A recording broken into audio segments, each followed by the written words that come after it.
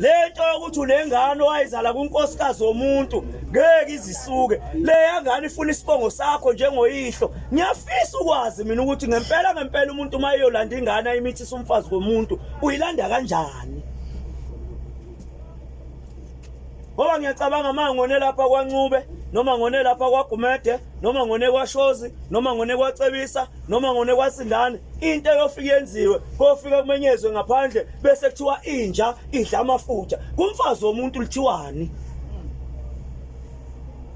Ngoba intombazane lizoshola umagama kuthiwa inja yethu idlila amafutha noma idlila amakanda. Mawuyolanda ingane oyizale kumfazi womuntu uyofika enithini esangweni? Kodwa lamanyala ushembulo ke wakhuzile abantu kwabezwa namanje ngoba siya ngapha nje khona umuntu osuka eBlaza akaphethe iskaftini uyodla iskaftini esenzele umfazi womuntu.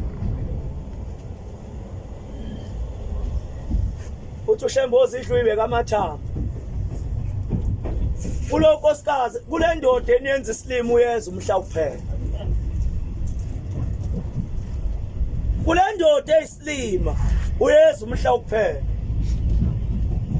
Njengoba singena kuJulayi nje kule insizwa eseyithembisile ukuthi ziyoqhubeka ney'ngoduso zazo. Inkinga le ngoduso imithi la eThekwini, imithi la eThekwini imithi elishende lingalobolile.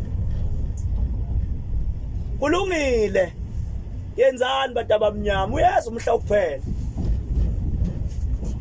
uyeza umhla kuphela.